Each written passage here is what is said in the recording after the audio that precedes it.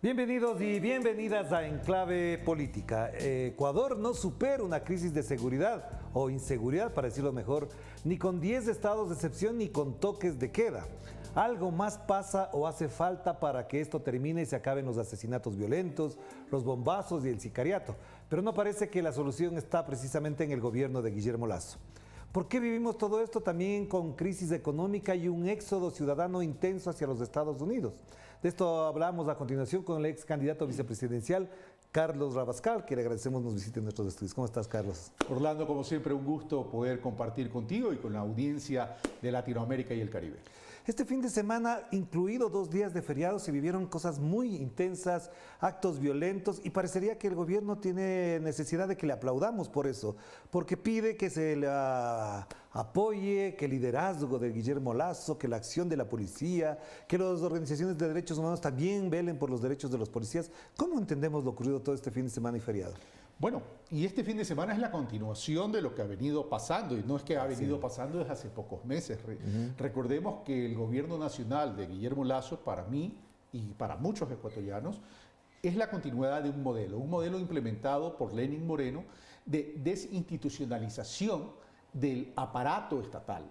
Esa desinstitucionalización del aparato estatal tenía que ver con algo que es fundamental, que es la seguridad ciudadana, la seguridad de la sociedad, porque no lee lo que está pasando en el mundo, y ni siquiera en el mundo, no lee lo que está pasando en la región. Así es. Es decir, tenemos un Colombia y un Perú, que mientras Colombia aumenta la producción de droga, a pesar de sus 7 bases americanas, a pesar de las extradiciones, aumenta en un gran porcentaje la producción de droga. Evidentemente esa producción de droga se tiene que ir a algún lado.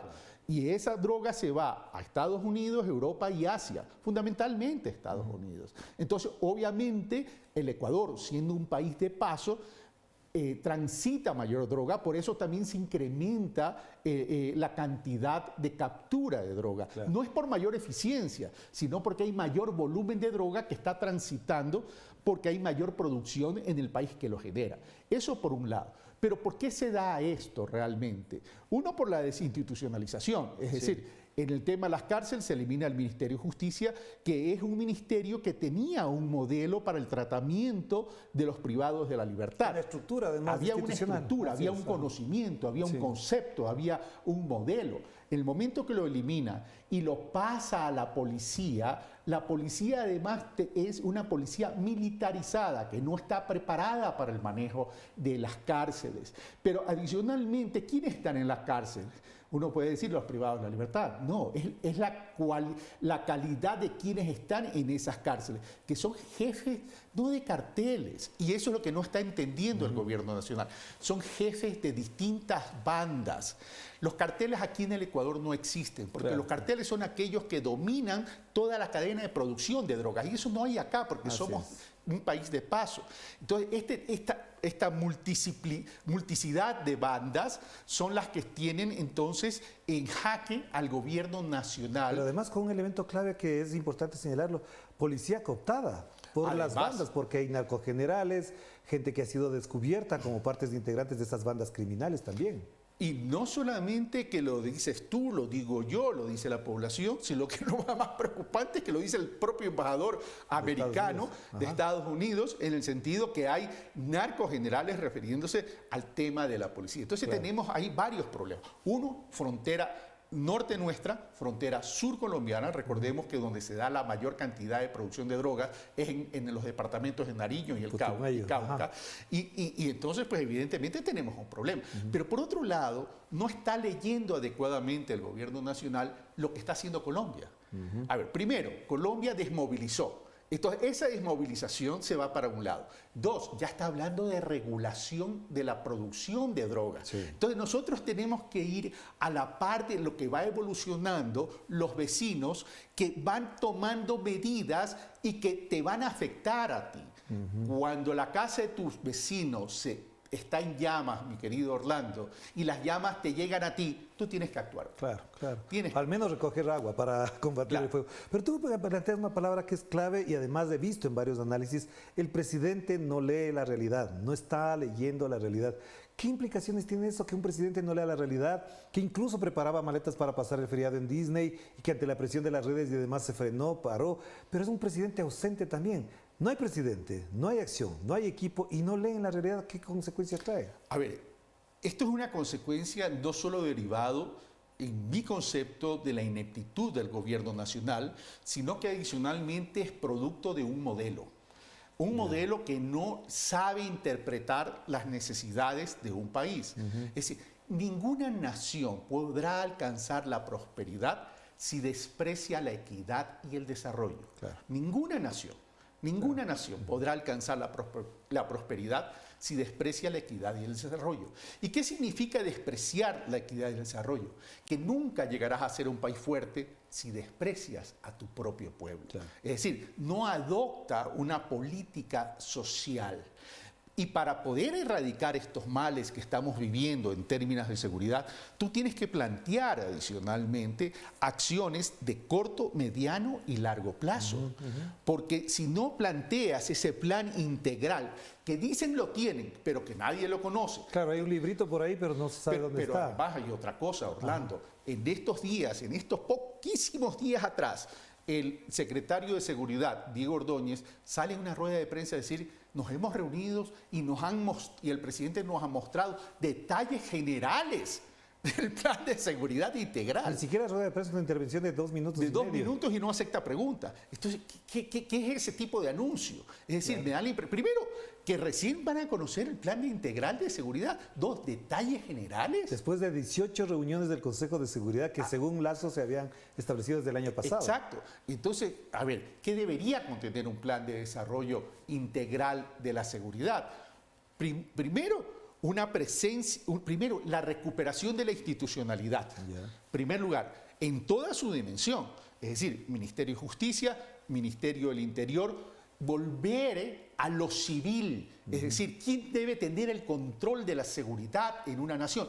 Son los civiles. Son los civiles. Claro. Es decir, la cúpula debe ser civil y recuperar los sistemas de información y de inteligencia. Pero ¿cómo va a ser eso, Carlos? Porque la proforma presupuestaria para el año 2023, que ya envió a la Asamblea, que tiene que estar aprobada en estos días, disminuye en 6 millones el presupuesto de la policía, disminuye en algunos millones, no me acuerdo ahora la cifra, al plan de desnutrición infantil y además le aumenta 50 millones a las Fuerzas Armadas. ¿Cómo se entiende esto? Se entiende es que no sabe qué hacer. O sea, está en ese modelo. Recuerda lo que decían, viene diciendo los sectores de la derecha ecuatoriana. Porque esto no es un problema solo de Lazo. Sí, sí, esto sí, es un sí. problema de modelo y eso es lo que los ciudadanos debemos entender. Esto es un problema de modelo, el modelo neoliberal, el modelo de la derecha extrema. Porque este gobierno se ha caracterizado por algo, la extrema ortodoxia. Entonces, ¿qué decían ellos? El Estado obeso.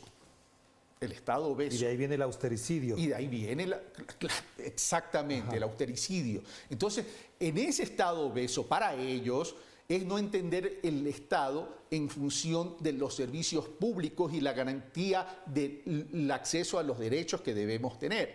Entonces, para ellos es una reducción aritmética, para ellos es una reducción, reduce acá de forma lineal, reduce acá, reduce acá. Por eso que tú ves cuando analizas la verdadera inversión, porque no hay que mezclar el gasto corriente con la inversión como lo hace Lazo hace todo el tiempo, como todo el estrategia tiempo. comunicacional, ¿verdad?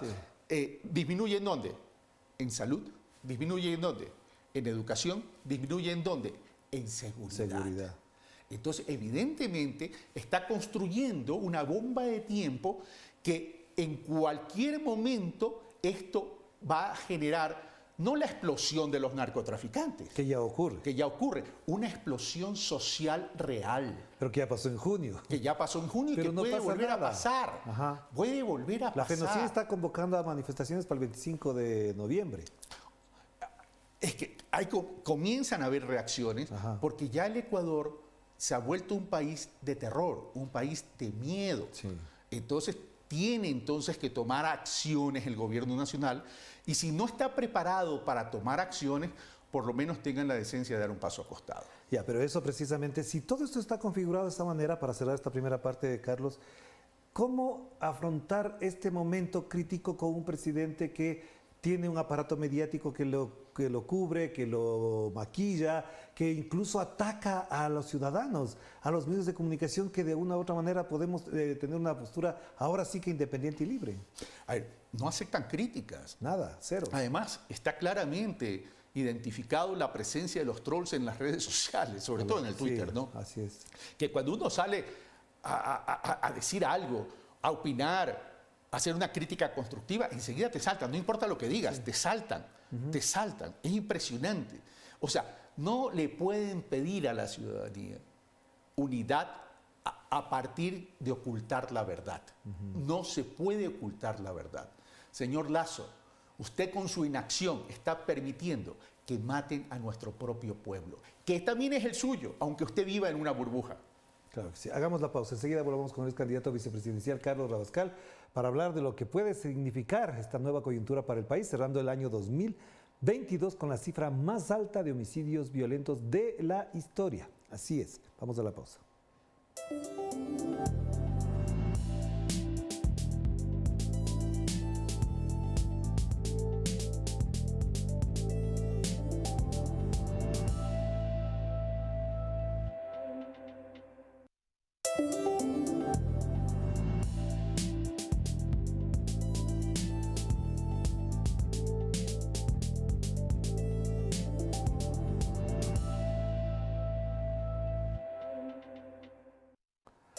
Estamos de vuelta aquí en Enclave Política. Seguimos conversando con el ex candidato vicepresidencial Carlos Rabascal. Hay dos cosas que quedan latentes de tu comentario anterior, Carlos. Uno es del modelo, otro es que no se lee el país. Pero ¿y en todo eso qué rol juega la oposición? ¿Hasta dónde? Porque todos los intentos de la oposición para revocatoria del mandato, muerte cruzada, etcétera, chocan con una institucionalidad armada para servir al señor Lasso. Yo creo que la oposición se equivoca en algo. Y estoy hablando de la oposición no solo progresista, sino también la oposición que tiene a la interna de la propia derecha, aunque es una oposición media ambigua, media rara. Me refiero específicamente al Partido Social Cristiano. Que lo llevó al poder. Que lo llevó al poder a Guillermo Lasso. A ver, yo creo que las organizaciones políticas que se oponen al modelo y que son críticos frente a la inacción, ineptitud del gobierno nacional, tienen que entender que su debate, que su discurso, que su acción tiene que salir de las paredes de la Asamblea Nacional Legislativa. Yeah. Es decir, se está perdiendo un principio fundamental en política y es la cercanía, el contacto territorial, presencial con las organizaciones sociales y con el pueblo en general. Eso quiere decir que, por ejemplo, el correísmo tenga mejores relaciones con la CONAIE y con el movimiento Pachacuti. Evidentemente, en este momento que está viviendo el país y que es histórico también, porque nunca hemos estado en los niveles paupérrimos que estamos viviendo el día de hoy, es importante la conversación con las organizaciones indígenas también. Como también es importante la conversación y el diálogo con las organizaciones afro y con todas las organizaciones sociales. Y con sectores empresariales, también, pequeños productores. También, porque el tema no pasa tan solo por seguridad. Claro. El tema pasa también por el tema económico, productivo y de empleo y de trabajo. Exacto. Entonces, si no resolvemos el problema de seguridad, no vamos a lograr una activación de la economía. Y si no logramos una activación de la economía, no logramos una activación de los sectores productivos y, por tanto, en la generación de trabajo. Pero, Carlos, si es que se juntaría la CONAIE, Pachacuti, el correísmo, ciertos sectores empresariales, incluso hasta el Partido Social Cristiano, si fuese el caso, lo que habría es una campaña, como te hacen a ti, como me hacen a mí, de que somos narcoterroristas, de que estamos al servicio de los narcos, de las mafias, de los carteles, y te atemorizan frente a eso. Bueno, ahora, a ver, las personas que sabemos leer de política, que tenemos experiencia en la política, ¿verdad? Tenemos que entender que las redes sociales no son todo. Así es. Y no nos podemos dejar distraer del principal objetivo, que es la recuperación institucional del Ecuador. Y cuando hablo de la recuperación institucional del Ecuador, estoy hablando de recuperar la seguridad, recuperar la economía, recuperar la producción, recuperar el trabajo y el empleo.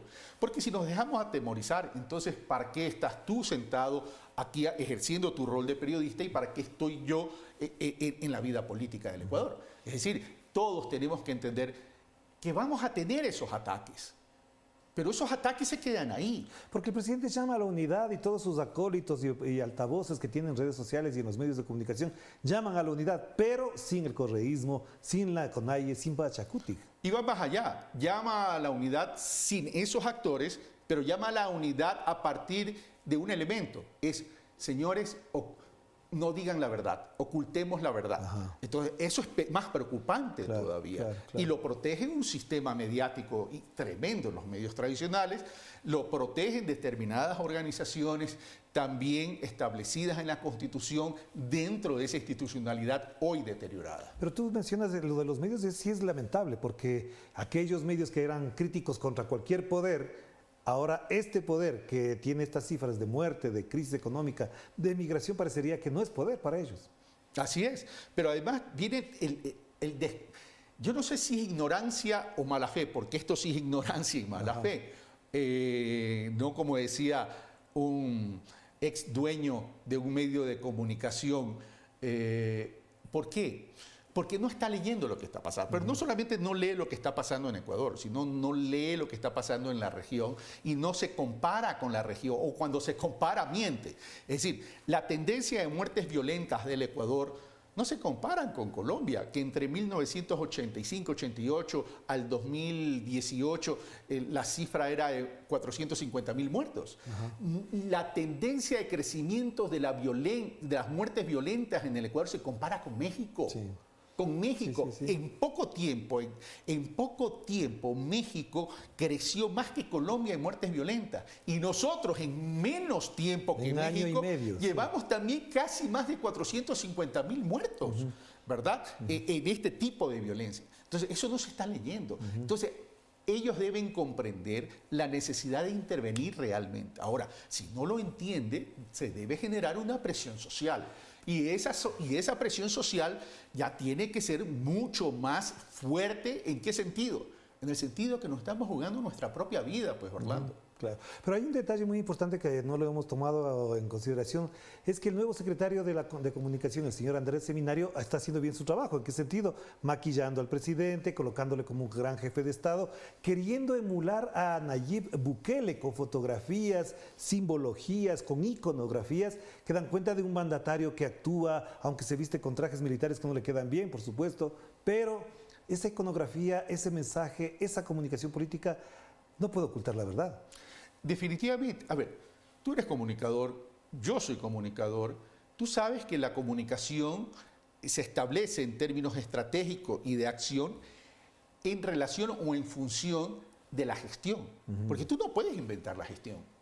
O sea, ese maquillaje al que tú haces referencia, que ha implantado Andrés Seminario, que de comunicación sí sabe, eso no lo podemos discutir, de comunicación sí sabe, porque además es una comunicación marquetera también, ¿verdad? Eso le va a durar poco, porque cuando el pueblo ecuatoriano, la sociedad, las personas vuelvan a la realidad y sientan la realidad, cuando te maten a un familiar cercano, cuando veas a tu vecino que está muerto, cuando veas una bomba que explota cerca de tu casa o cerca de tu trabajo, entonces va a comenzar a reaccionar. Es decir, esa comunicación que no se respalda en gestión y resultados tiene patas cortas. Claro. Pero una pregunta que nuestra audiencia se hará en este momento es, ¿cuál es la salida a esto? ¿La revocatoria del mandato? ¿Que el presidente corrija? ¿Que cambie su equipo? ¿Por dónde está la salida? Porque esto no puede seguir. Hay demasiados muertos, hay demasiado temor, hay demasiada incertidumbre. En este momento en el Ecuador se habla mucho de que el periodo de este presidente va a terminar de forma anticipada.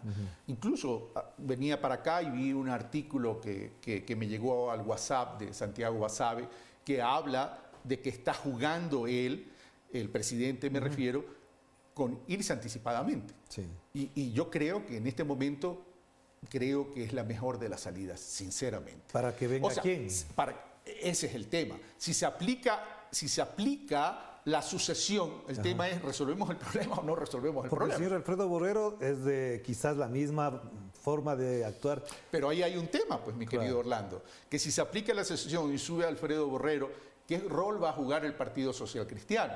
que en eso es experto, tiene un PhD en eso, de ahí el Partido Social Cristiano. Entonces habrá que ver por dónde va esa hoja de ruta. Alfredo Borrero a la presidencia y el Partido Social Cristiano al poder. Claro. Así sería la jugada entonces. Así, yo creería que ese es un escenario que el Partido Social Cristiano se pudiese sentir cómodo. Pero esa no es la salida, eficiente, eficaz y oportuna que deberíamos sino adelantar elecciones. En Ecuador. Correcto. Es decir, y esas elecciones anticipadas, sí establecer que sea... A ver, ¿quién es el principal corrector en democracia, mi querido Orlando? El pueblo. Es el pueblo ecuatoriano. Claro, claro. Entonces, si es el principal corrector en democracia, hoy que estamos viviendo esta incertidumbre, miedo, terror y temor, es el pueblo el que tiene que decidir. No ni siquiera las organizaciones políticas. Las organizaciones políticas lo que tienen que hacer es, señores, si ustedes van a ser los correctores, esta es nuestra propuesta. Y ahí viene, no solamente es una propuesta de personas, es una propuesta de modelo. Claro. Y eso quiero insistir. Que hubiese sido el modelo aplicado por Andrés Arauz y Carlos Rabascal de ganar las elecciones. Definitivamente. Ya. Para cerrar, entonces, una última pregunta que es incómoda para mí mismo hacerla y tiene que ver con el rol que juega Estados Unidos, la Embajada de Estados Unidos, porque digo, esto no se discutiría en otro país, pero en este país sí se tiene que discutir porque la Embajada pone ministros, denuncia narcogenerales, habla sobre los temas que se deben tratar en el Ecuador y de eso depende también la agenda del señor Guillermo Lasso. ¿Qué rol debería jugar Estados Unidos en todo esto si es que actúa como actúa hasta ahora? A ver, el rol que debería jugar todos los países, no interferir en las decisiones de una nación, porque se debe de respetar la autodeterminación de los pueblos. Es decir... Pero la realidad es otra cosa. Sí, la realidad es otra cosa. Es decir, pero tú me preguntas cuál rol debería jugar. El rol que debería jugar es no interferir en la vida política del Ecuador. Porque ellos no entienden cuál es la lógica y cuál es la realidad del país. A ellos lo que les interesa, evidentemente, es la extradición. ¿Y por qué les interesa la extradición? Porque la extradición es información. Y la información para ellos tiene un gran valor. Y nosotros, a través de la extradición, estamos renunciando a la información casualmente para luchar contra estos temas de inseguridad. Además, nuestra realidad es distinta. Porque, a ver, ¿cuántas personas vas a extraditar a cuántas personas de cuántas bandas? Claro. Porque aquí el problema es, como decía Jorge Paladines, el efecto del cristal roto. Es decir, tú destruyes una banda o un cartel, ¿verdad? Y el cristal se rompe. Y se rompe lanzando varios microcristales, ¿verdad? Y comienzan a resurgir un crecimiento exponencial, muchos líderes de banda y muchas bandas. Claro. Entonces nosotros no tenemos enfocados cuál es nuestro enemigo. Teóricamente decimos el narcotráfico, teóricamente decimos bandas, pero ¿cuáles bandas?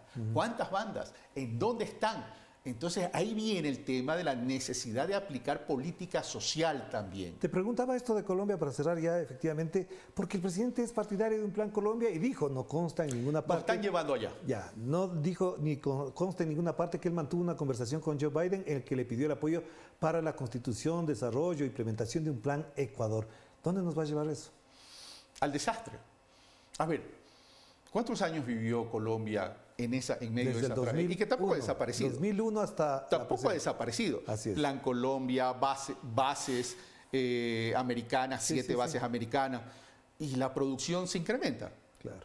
Y la producción se incrementa. 20 años de Plan Colombia. A ver, vamos a lo siguiente y seamos en esto sinceros, pues, ¿no? Si no hay demanda, no hay oferta. ¿Por qué se incrementa la producción? Porque hay demanda, pues. Porque subió la demanda en Estados Unidos. Claro, pues. Y durante la pandemia fue peor. Correcto. Y hay esa tendencia de crecimiento. Por eso es que ya hay países en el mundo que están entrando a hablar de la regulación de la producción. Sí. Y ese es un debate que tenemos que tenerlo. El problema es que en el Ecuador hemos renunciado al pensamiento, hemos renunciado al debate franco y profundo. Y por eso es que el rol de los medios de comunicación, como la academia, deberían ser mucho más activos y con mucha más madurez patriótica para poder recuperar la sensatez en el debate. Claro que sí. Gracias, Carlos. Muy amable por estar con nosotros y gracias a ustedes por acompañarnos también. Cuídense mucho. Chao, chao.